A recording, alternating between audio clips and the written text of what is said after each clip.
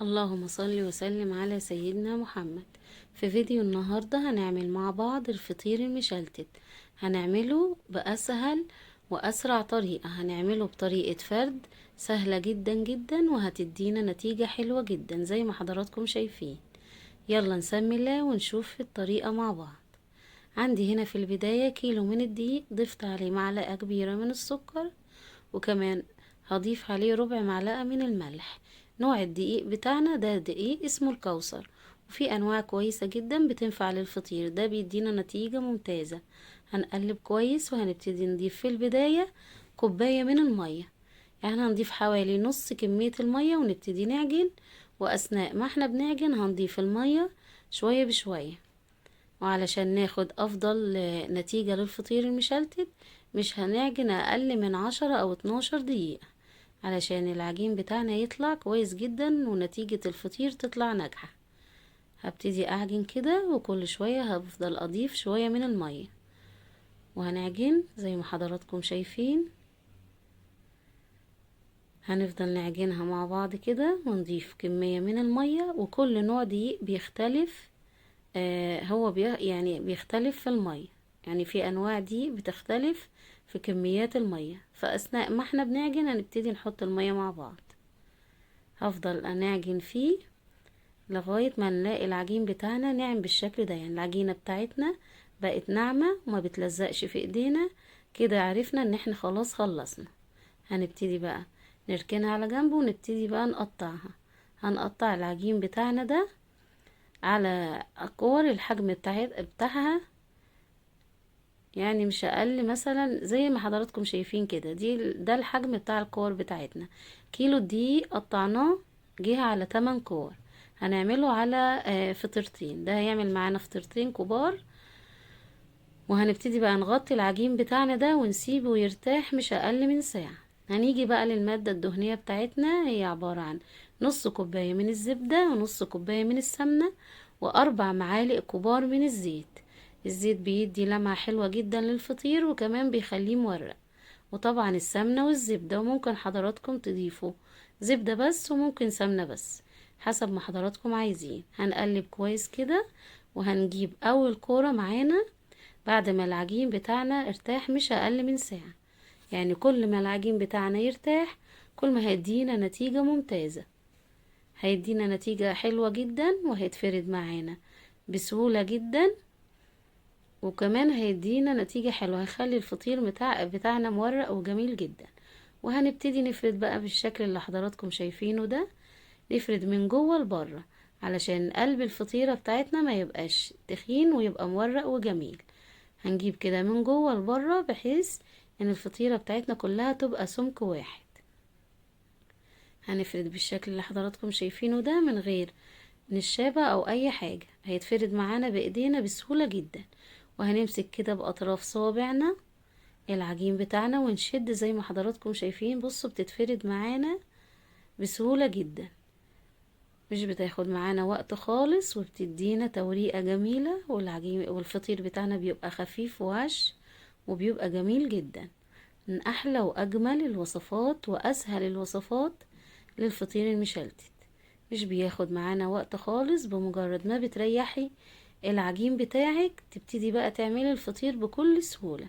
بصوا انا طبقت الفطيرة زي ما حضراتكم شايفين، يعني جبنا كده جنب على الجنب التاني وحطينا مادة دهنية وطبقتها زي ما حضراتكم شايفين. هنعمل برضو واحدة تاني مع بعض عشان حضراتكم تشوفوا الطريقة كويس. هفرد، بمجرد ما هتتفرد في البداية هتتفرد معانا بعد كده بسهولة جدا. وزي ما قلت لحضراتكم كل ما هنريحها كل ما هي كمان هتتفرد معانا بسهولة ومش هتاخد معانا وقت خالص. هنفرد من جوه لبره وهنبتدي نشد زي ما حضراتكم شايفين كده ونرجع نفرد برضو. بصوا بتتسحب معانا بسهولة جدا، مش بتتقطع ولا حاجة، ولو اتقطعت معانا مش عادي خالص، مش بتعمل اي حاجة في الفطير. بصوا ما شاء الله. هنحط كمية من السمنة بتاعتنا ونبتدي نجيب الفطيرة اللي عملناها في البداية مع بعض بالشكل اللي حضراتكم شايفينه ده، ونبتدي نطبق تاني عليه. هنطبق كده جنب الفطيرة ونحط مادة دهنية، وكل تطبيقة هنعملها هنضيف عليها مادة دهنية عشان الفطير يطلع مورق من جوه ويدينا افضل نتيجة. وهنطبقها زي الظرف كده زي ما حضراتكم شايفين. ده كده احنا عملنا كورتين مع بعض. هندي التالتة، هنفرد برضو الكورة التالتة بنفس الطريقة بالظبط. كيلو الدقيق عمل معانا فطيرتين كبار، يعني مقاسهم حلو جدا. ممكن حضراتكم تعملوا بيه 3، ممكن يطلع معاكم 3 وسط. يعني احنا قطعناه على كور كبيرة، ممكن حضراتكم لو عايزين تقطعوا كور اصغر من كده برضو هيديكم نتيجة حلوة جدا.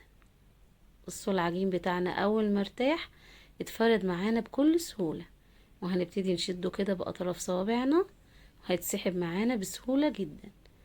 والتركاية دي بتخلي الفطير بتاعنا خفيف ومورق وحلو جدا. هنبتدي نحط كده ونضيف مادة دهنية ونطبق الفطير بالشكل ده. اسهل واجمل واسرع فطير مشلتت. دي اخر كورة معانا، يعني الفطيرة خدت 4 كور، دي كده الكورة الرابعة. هنبتدي نفرد بنفس الطريقة بالظبط من جوه لبره، وبتتفرد معانا في ثانية بتكوني فردة كمية الكور بتاعتك وبتطلع بسهولة جدا. حاجة كده ما شاء الله، يعني طريقة والله من اجمل واحلى الطرق اللي بتعملي بيها الفطير المشلتت. سهلة وممتعة ومش بتغلبك خالص. بس اول ما بتسحبي كده العجين بيطلع معاكي بسهولة جدا. هنفرد زي ما حضراتكم شايفين، وهنبتدي بقى نضيف في المرحلة دي كمية السمنة او الزبدة زي ما حضراتكم عايزين. ونجيب بقى كمية الكور اللي احنا عملناها مع بعض. دي كده اخر كورة معانا. هنبتدي نطبق بالشكل اللي حضراتكم شايفينه ده، ونبتدي بقى نجيب الصينية بتاعتنا نحط فيها مادة يعني شوية من المادة الدهنية بتاعتنا ونحطها فيها، وسبتها ارتاحت حوالي 10 دقايق. وفي المرحلة دي ممكن حضراتكم تحطوا قشطة على الوش، يعني حسب ما حضراتكم عايزين. انا هبتدي افرد الفطيرة زي ما حضراتكم شايفين. اثناء ما انا كنت بعمل في الفطير كنت مشغلة الفرن بتاعتي على اعلى درجة، ولو الفرن والشواية بيشتغلوا مع بعض شغالين مع بعض. بمجرد ما الفطير بتاعك تحطيه على اول رف من تحت، ومجرد ما الوش بتاعه يحمر تبتدي تقفلي من فوق وتسيبيه يكمل التسوية بتاعته من تحت. وبعد بالظبط 10 دقايق، لو الفرنة بتاعتك حامية وكويسة جدا ف10 دقايق هيطلع بالشكل ده. بصوا ما شاء الله، يعني 10 او 12 دقيقة هيبتدي الفطير بتاعك يستوي وياخد لون زي ما حضراتكم شايفينه. اول ما ياخد لون نبتدي نقفل الشواية ونسيبه من تحت لغاية ما يستوي ويبقى بالجمال ده. السلام عليكم.